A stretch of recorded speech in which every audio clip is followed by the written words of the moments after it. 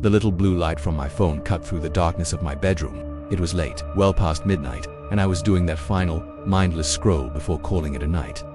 You know the drill, checking emails one last time, glancing at tomorrow's weather, maybe a quick look at social media. Just winding down, I tapped on my photo gallery, intending to delete some blurry pictures from earlier in the day to free up some space, but as the gallery loaded, my heart went cold. There were new photos, dozens of them.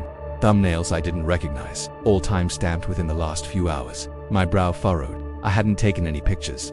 Maybe it was a glitch, a bug in the latest update. I tapped on the first one, and the screen filled with an image that made the air freeze in my lungs. It was a picture of me, sleeping. My head was turned to the side on my pillow, mouth slightly open, a sliver of moonlight from the window tracing the outline of my face.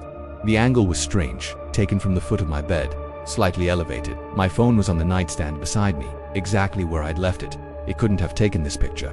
I scrolled to the next one. Same scene, but the angle was different. This one was closer, taken from just beside my bed, looking down at me. The quality was grainy, as if the camera was struggling in the low light, but it was unmistakably me. My chest tightened. I kept swiping, picture after picture, each one a snapshot of my unconsciousness.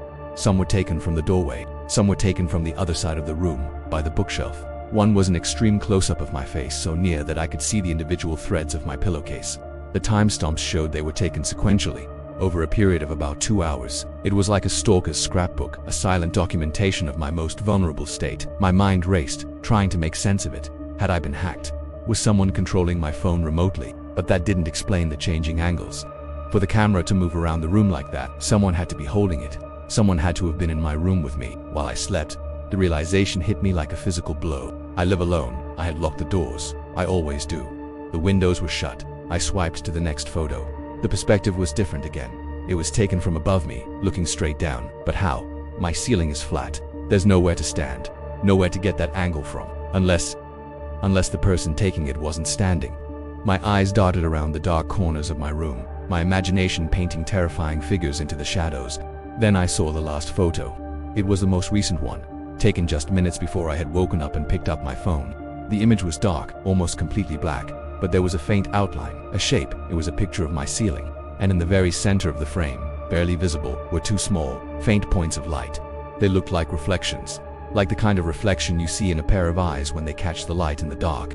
The photo was taken from my pillow, right where my head had been just moments before. My phone slipped from my trembling hand and clattered onto the floor. I'm no longer in that apartment. I moved out the very next day. The police found no signs of a break-in, no explanation.